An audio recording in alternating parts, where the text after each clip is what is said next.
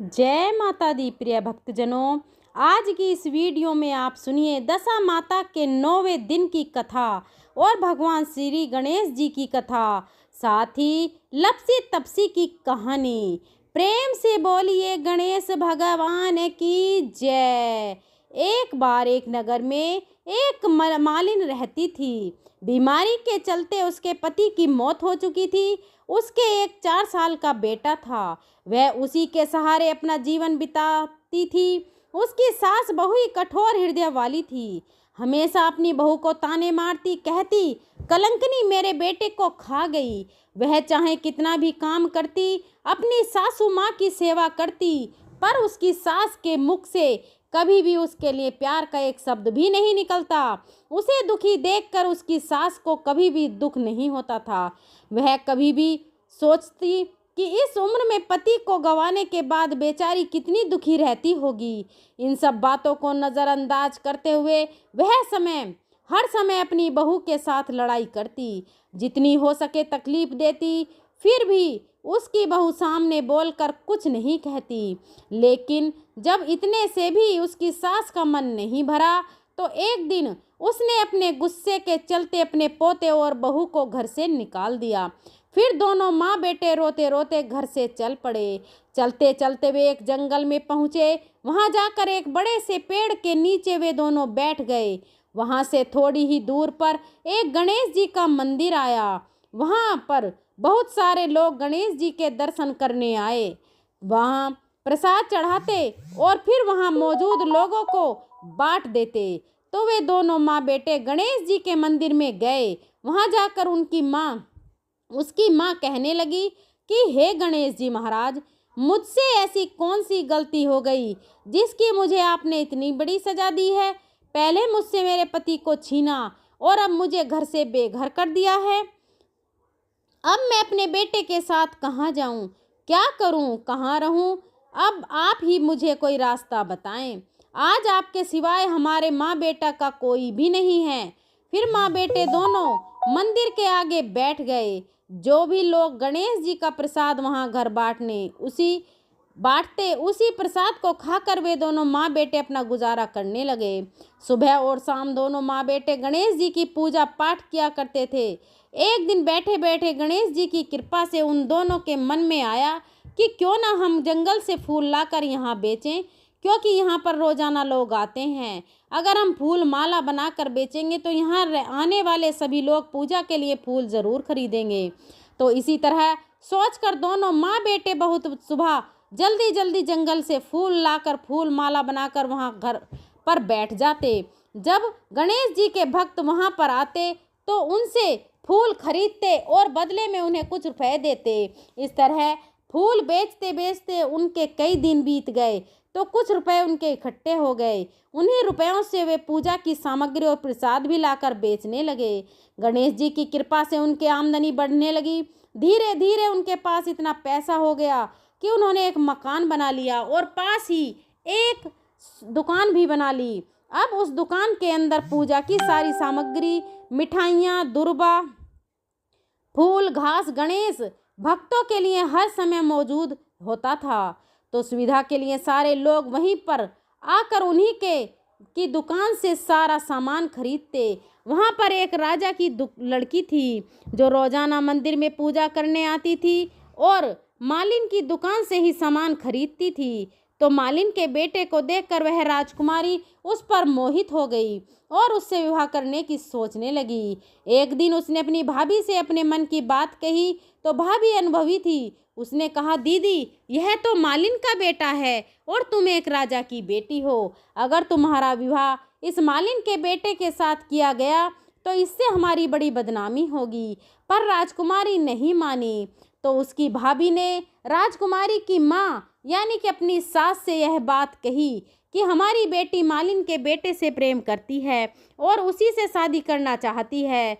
तो उसकी माँ और पिताजी ने उसे बहुत समझाया, पर वह कहने लगी कि मैंने तो प्रतिज्ञा कर ली है, अगर मैं शादी करूंगी तो उसी से करूंगी, नहीं तो मैं शादी नहीं करूंगी।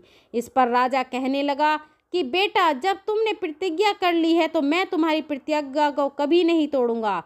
फिर राजा खुशी खुशी अपनी बेटी का विवाह करने के लिए तैयार हो गए और उन्होंने बड़े धूमधाम से अपनी बेटी का विवाह मालिन के बेटे के साथ कर दिया। मालिन ने सबसे पहले बेटे बहू को गणेश जी के मंदिर में ले जाकर पूजा पाठ करवाया और गणेश जी का आशीर्वाद दिलवाया। उसके बाद पूरे नगर में यह बात फैल गई कि गणेश जी की पूजा करने से सारे दुख दूर हो जाते हैं। यह माँ बेटे यहाँ पर आए थे तो बिल्कुल ही गरीब थे। इनके पास खाने के लिए अनाज और पहनने के लिए कपड़े भी नहीं थे। और देखो गणेश भगवान की कृपा से इनके पास कितना सारा धन हो गया है और आज इस लड़के की शादी भी राजा की बेटी के साथ हो गई है। तो सारे गांव वाले उसी गणेश मंदिर पर पूजा करने के लिए आने लगे और उन्हीं की दुकान से सामान खरीदते। ऐसा करने से मालिन के बेटे का काम दिन दुगना रात चौगुना तरक्की करने लगा। और इधर जिस दिन से मालिन की सास ने उन माँ बेटे को घर से निकाला था उसी दिन से उनके अन्नदाता रूठ गए थे। उनके घर में घाटा हो गया था और सभी सामान बिक गया था। धीरे धीरे वह समय भी आ गया जब उस बुढ़िया को एक समय का भोजन भी नसीब नहीं होता। उसे भूखा मरता देखकर गांव के लोग उस पर बिल्कुल भी दया नहीं दिखाते। कहते कि अपनी बेचारी विधवा बहू को किस तरह से लड़ाई करके इसने घर से बाहर निकाल दिया है तो अपनी करनी का फल भुगत रही है। वह तो बेचारी आज ना जाने कहाँ होगी। पहले तो भगवान ने उसे उसका पति छीन लिया और फिर एकमात्र घर का सहारा था जो इस बुढ़िया ने छीन लिया। यह सुनकर बुढ़िया को अपने किए पर बहुत पछतावा होता और गांव वालों की बेरुखी देखकर एक दिन वह रोती बिलखती गांव छोड़कर निकल गई और चलते चलते उसी जंगल में पहुंच गई जहां गणेश जी का मंदिर था।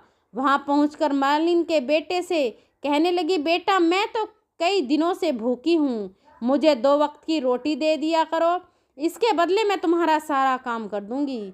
तो लड़के को दया आ गई और उसने उसे काम पर रख लिया। उसने अपनी दादी को पहचाना नहीं और उसने उस बुढ़िया को भोजन करवाया। फिर बुढ़िया माई काम पर लग गई। जैसे ही शाम हुई तो मालिन घर आई। उसने अपनी सास को देखते ही पहचान लिया और कहने लगी, सासू माँ आप यहाँ कैसे? तो सास ने पोते की तरफ इशारा करके कहा कि मेरी इस सेठ के यहाँ नौकरी लग गई है। तब उसकी बहू कहने लगी, सासू माँ आप यह कैसी बात कर रही हो? यह आपका पोता है और यह घर भी आपका ही है, यहाँ आपको काम करने की क्या ज़रूरत है? जब आपने हमें घर से निकाला था तब गणेश जी भगवान ने हमारी रक्षा की थी। तो यह देखकर वह बुढ़िया बहुत ही हैरान हुई और अपनी बहू से कहने लगी कि बेटा मुझसे गलती हो गई, मैंने करनी का फल भोग लिया है। तुम्हें घर से निकालने के बाद घर में जो कुछ भी था सब कुछ नष्ट हो गया। मुझे तो खाने के लिए अन्न का एक दाना भी नसीब नहीं होता और ऊपर से सभी गांव वालों ने मुझसे मुख मोड़ लिया। तभी तो मैं घर छोड़कर निकल गई। बेटा मुझे मेरी करनी पर बहुत ही पछतावा है, अब तुम मुझे माफ़ कर दो। तब उसकी बहू कहने लगी, माँ जी कभी भी माँ अपने बच्चों से माफ़ी मांगती है क्या? जो हुआ सो हुआ, उसे भूल जाओ और खुशी खुशी अपने पोते का सुख देखो। फिर वह बुढ़िया सोचने लगी कि मेरी बहू कितनी अच्छी है और इसे मैं कभी पहचान भी न सकी। आज मेरे पास कुछ नहीं है और इसके पास सब कुछ है, फिर भी देखो यह मुझसे कितनी प्रेम पूर्वक अपने घर में रखकर मान सम्मान दे रही है। ऐसा सोचते हुए उस बुढ़िया की आंखों में आंसू छलक आए हैं। गणेश जी महाराज जैसा सुख आपने मालिन को दिया वैसा सुख सभी भक्तों को देना। जो भी इस कथा को पूरी श्रद्धा के साथ कहे, सुने और हुंकारा भरे, उन सभी की मनोकामनाओं को पूरी करना। बोलिए गणेश भगवान की जय। अब सुनिए दशा माता की 9वीं कहानी, देवरानी जेठानी की कहानी। पुराने समय की बात है कि एक घर में एक जेठानी देवरानी थी। वे दोनों ही संतान थीं। वे मेहनत करके पेट पालती थीं। दोनों व्रत पूजन कर कुछ भी नहीं करती थीं। एक दिन दोनों प्रातःकाल गांव में आग लेने गईं। उस दिन गांव में दशा माता का पूजन था, इसलिए उन्हें किसी के यहाँ से भी आग नहीं मिली। आग का ना मिलने पर जेठानी देवरानी से बोली, आज हम दोनों का भी व्रत रखेंगे रहेगा। शाम को आग मिलने पर ही रसोई बनाकर भोजन करेंगी। शाम हो जाने पर जेठानी अपने पड़ोसन के यहाँ से आग लेने गई। पड़ोसन ने उसे आदर पूर्वक बैठाया तो जेठानी ने पड़ोसन से पूछा, दशा माता का पूजन करने से क्या होता है? तो पड़ोसन ने बताया कि जिस बात की इच्छा करके डोरा लिया जाता है वह इच्छा पूर्ण हो जाती है। जेठानी यह सुनकर पड़ोसन से बोली, अगली बार जब डोरा लेना हो तो मुझे भी बताना, मैं भी डोरा लूँगी।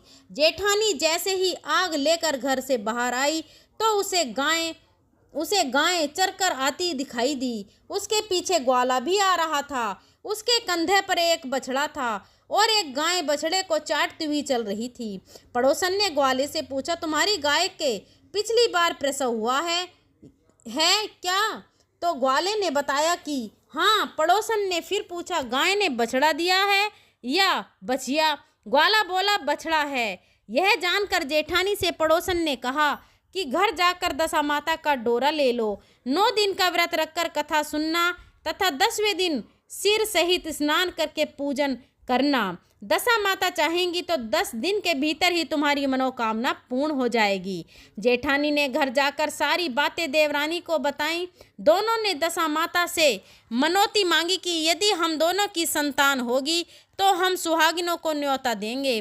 दोनों ने दशा माता का डोरा लिया। दशा माता की कृपा से डोरे की पूजा से पहले ही दोनों देवरानी जेठानी गर्भवती हो गईं। 9 महीने 9 दिन के बाद दोनों के यहाँ 2 लड़के ने जन्म लिया। बालकों के नामकरण संस्कार के बाद देवरानी ने जेठानी से कहा, हमने जो सुहागिनों को न्योतने की मनौती मांगी थी अब उसे पूरा करना चाहिए। तो जेठानी ने कहा कि अभी ऐसी क्या जल्दी है, जब लड़कों का अन्नप्राशन होगा, संस्कार होगा, तब सुहागिनों को न्योता देंगे। जब लड़कों का अन्नप्राशन संस्कार हुआ तब देवरानी ने जेठानी से सुहागिनों को न्योतने की बात कही, परंतु जेठानी ने बात को टाल दिया और कहा कि लड़कों के मुंडन संस्कार पर सुहागिनों को न्योता देंगे। होते होते कुछ समय बाद लड़कों का मुंडन संस्कार भी हो गया। देवरानी ने जेठानी को सुहागिनों के न्योते की बात कही तो जेठानी बोली, लड़कों की सगाई के समय ही सुहागिनी न्योती जाएंगी। लड़के बड़े हो गए, उनकी सगाई भी हो गई, परंतु जेठानी ने अब की बार भी सुहागिनें नहीं न्योती। जेठानी बोली, जिस दिन लड़कों के फेरे होंगे उसी दिन सुहागिनों को न्योता देंगे। इस पर देवरानी बोली, बहन तुम्हारी जब इच्छा हो तब सुहागिनों को न्योता देना, परंतु मैं तो लग्न के दिन ही सुहागिनों को न्योता दूंगी। देवरानी ने लग्न के दिन ही सुहागिनी को न्योता दिया, परंतु जेठानी ने कुछ भी परवाह नहीं की। लग्न के बाद मातिका का पूजन करके दोनों दूल्हे बारात सजाकर बैंड बाजे सहित ब्याहने चल दिए।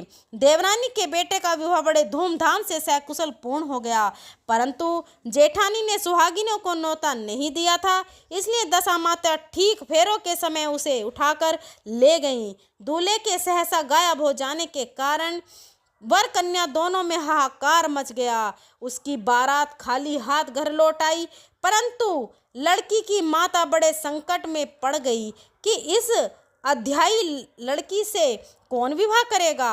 पड़ोस की चतुर सुहागिनों ने लड़की की माता को समझाया कि ब्याह का जो सामान बचा है उस सामान को लड़की के हवाले कर दिया जाए। लड़की भिखारियों को सदा व्रत देने लगी। एक दिन एक साधु तीर्थ यात्रा करता हुआ वहां आया। गांव से घने जंगल में एक पीपल का पेड़ था। लोग इस पीपल के पेड़ के पास पारस पीपल कहते थे। उसी पेड़ पर दशा माता का निवास था। साधु चलता चलता शाम को उसी पेड़ के नीचे ठहर गया। झाड़ूदार झाड़ूदार ने आकर उसी पेड़ के पास के मैदान में झाड़ू लगाई। बस्ती ने मशक से वहाँ पर छिड़काव कर दिया और माली ने यहाँ फूल बिखेर दिए। तब अनेक देवता अनेक प्रकार की पोशाक पहनकर आने लगे और स्थान पर बैठने लगे। सबसे बाद में स्वर्ग के राजा इंद्र का सिंहासन उतरा। इसी के साथ स्वर्ग की अप्सराएं आकर सिंहासन के चारों ओर नाचने लगीं। उसी समय अध्याय लड़के को गोद में लेकर दशा माता पीपल के पेड़ से नीचे उतरी। इंद्र के साथ स्वर्ग से एक सूरा गाय भी आई थी। उसने 2 गिलास दूध दिया था। लड़के ने अधब्याह के भाग का एक गिलास अलग रख दिया था, दूसरे गिलास का दूध पी लिया। जब तक अप्सराओं का नाच गाना होता रहा, दशा माता लड़के को गोद में लेकर बैठी रही। प्रातःकाल होते ही देवताओं का दरबार भंग हो गया। साधु भी वहां से चलकर गांव में आया। साधु महाराज गांव में भिक्षा मांगते मांगते अध्याय लड़की के घर पर पहुंचा। लड़की ने आदरपूर्वक साधु को बैठाया और भोजन तैयार किया। लड़की ने 3 पत्तल परोस कर रखे। पहली पत्तल अध्याय अपने पति के लिए रखी, दूसरी पत्तल बाबा जी के सामने रखी और एक पत्तल अपने सामने रखी। बाबा ने अपने आप को कहा, वहाँ जो बात मैंने रात वहाँ देखी वही बात यहीं भी देखने को मिल रही है। लड़की ने पूछा, क्या बात है बाबा जी? साधु बाबा ने बात टालते हुए कहा, हम बैरागी लोग ऐसी अनेक बातें कहते रहते हैं, तुम्हें ऐसी बातों से क्या मतलब? तुम तो भोजन करो और भगवान का भजन करो। लड़की ने हट पकड़ ली। उसने कहा, जब तक आप अपनी कही बात का खुलासा नहीं करेंगे मैं भोजन नहीं करूंगी। इस पर भी साधु बाबा चुप रहे। तब लड़की बोली कि आप साधु हैं और मैं सती हूँ। आप या तो अपने कथन को स्पष्ट कीजिए कि आपने रात में क्या देखा, नहीं तो मैं आपको श्राप दे दूंगी। तब साधु बाबा ने रात का सारा किस्सा कह सुनाया। यह सुनकर लड़की ने बाबा के साथ पीपल के पेड़ के पास जाने का निश्चय कर लिया। साधु बाबा आगे आगे चले और लड़की उनके पीछे पीछे चलती रही। साधु बाबा लड़की को पारस पीपल के पास छोड़कर चले गए। संध्या होने पर नृत्य की तैयारी जमादार ने झाड़ू लगाई। बस्ती ने अपनी मस्क से पानी का छिड़काव किया और माली ने फूल बिछाए। देवताओं के राजा इंद्र वहां आए। अप्सराओं का नाच गाना प्रारंभ हो गया। उसी समय दशा माता पीपल के पेड़ पर से नीचे उतरकर दरबार में बैठ गईं। लड़के ने सूरा गाय का दूध लिया और एक गिलास अध्याई लड़की के लिए रख दिया। जैसे ही लड़के ने दूध का गिलास मुंह पर लगाया, त्यों ही लड़की दूसरा गिलास हाथ में लेकर वर के सामने आ गई। वह बोली, अपना भाग लेने के लिए मैं उपस्थित हूँ। मेरे लिए क्या आज्ञा है? मैं सेवा करने के लिए तैयार हूँ। तब लड़का बोला, मैं इस तरह से तुमसे नहीं मिल सकता। मैं दशा माता की सेवा में रहता हूँ। मुझे अभी दरबार में जाकर दशा माता की गोद में बैठना होगा। यदि तुम्हें मुझसे प्यार है तो दशा माता को प्रसन्न करके उनसे मुझे अपने लिए मांग सकती हो, तब मैं तुम्हारा हो सकता हूँ। लड़का दूध पीकर दशा माता की गोद में जाकर बैठ गया। लड़की अप्सराओं के साथ नाच गान करने लगी। जब सवेरा हुआ तो दशा माता ने इस नई लड़की को बुलाकर पूछा, तुम कौन हो? तुम्हारे नाचने से मैं बहुत प्रसन्न हुई। जो कुछ मांगना है मांग लो। तो लड़की ने दशा माता से वचन ले लिया कि जो मैं कुछ मांगूंगी वह आप मुझे प्रदान करेंगी। तथास्तु कहने के बाद लड़की ने दशा माता से अपने पति को पकड़कर कहा, मुझे यही चाहिए। दशा माता ने कहा, तूने मांगा तो बहुत, परंतु मैं वचन दे चुकी हूँ, इसी कारण मैं तेरे पति को तुझे वापस देती हूँ। राजा इंद्र ने पूछा, भगवती यह सब क्या राज है? मैं इस राज को जानना चाहता हूँ। तब दशा माता ने बताया कि यह लड़का मेरे वरदान से ही प्राप्त हुआ था और इसकी माता ने मनौती मांगी थी कि लड़का पैदा होने पर मैं सुहागिनों को न्योता दूंगी, परंतु उसने अभी तक अपना वचन पूरा नहीं किया। इस कारण मैं इस लड़के को विवाह मंडप से उठा लाई थी। यह लड़की इसकी अध्यायी पत्नी है और पतिव्रता होने के कारण यह देव समाज में पहुंचकर मुझसे अपना पति मांग रही है। दशा माता के ऐसे वचन सुनकर इंद्र सहित सब देवताओं ने वर वधू के ऊपर पुष्प की वर्षा की। तब तक साधु बाबा भी वहां पर आ गए। साधु बाबा दूल्हा दुल्हन को साथ लेकर गांव की ओर चल पड़े।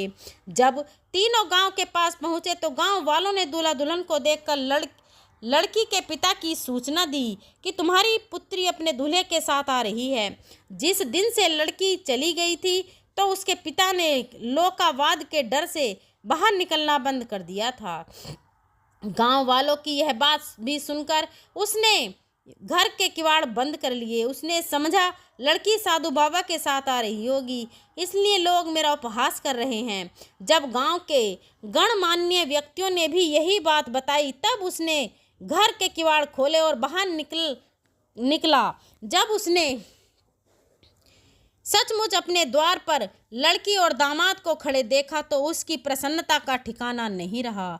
लड़की के पिता ने इस खुशी के मौके पर बहुत दान पुण्य किया और फिर से विवाह की तैयारी की। लड़की ने अपनी माता से कहा कि इस तरह से विवाह नहीं होगा, पहले दूल्हे की माता सुहागिनों को न्योता देकर बारात लेकर आए, तब विवाह के नेक पूरे किए जाएंगे। लड़की के पिता ने लड़के के घर खबर भेजी। लड़के की माँ ने पहले सुहागिनों को न्योता दिया, तब बारात चली। बड़ी धूमधाम से विवाह हुआ। वर वधू दोनों अपने घर आ गए। वधू की खुशी में लड़के की माता ने दोबारा सुहागिनों को न्योता दिया। उसी समय से विवाह के दिन वर के घर पर सुहागिनों को न्योतने की प्रथा चली आ रही है। दशा माता ने जिस तरह सती की दशा बदली वैसे ही सभी पर कल्याण करें। प्रेम से बोलिए दशा माता की जय। अब आप सुनिए लपसी और तपसी की कहानी। एक लपसी था, एक तपसी था। तपसी हमेशा भगवान की तपस्या में लीन रहता था। लपसी रोजाना 1.25 सेर की लपसी बनाकर भगवान को भोग लगाकर भोजन कर लेता था। एक दिन दोनों लड़ने लगे।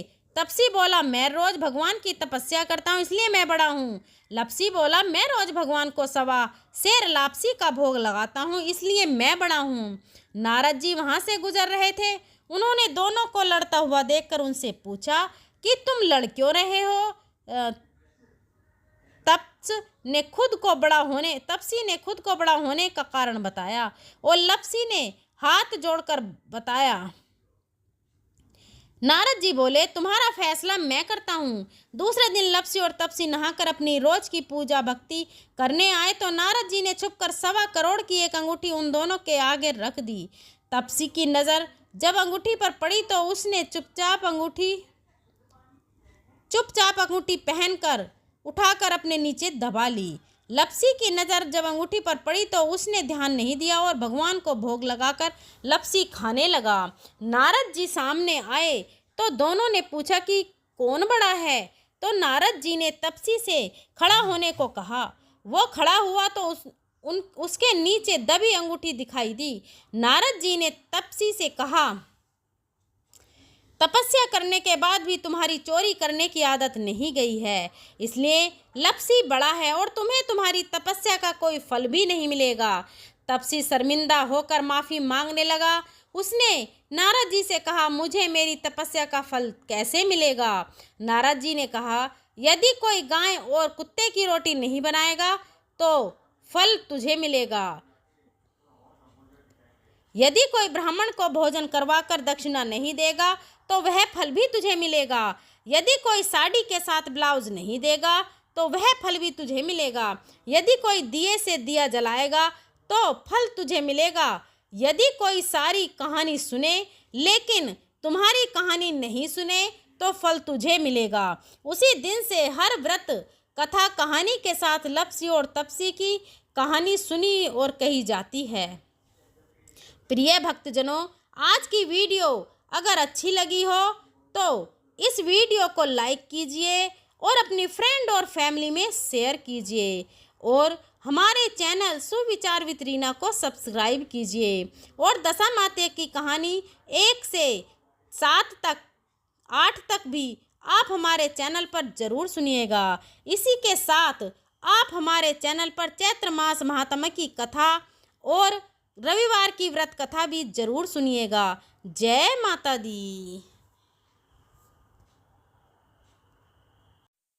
अगर मेरे बोलने में कोई भूल चूक हुई हो तो मैं उसके लिए हाथ जोड़कर क्षमा प्रार्थी हूँ।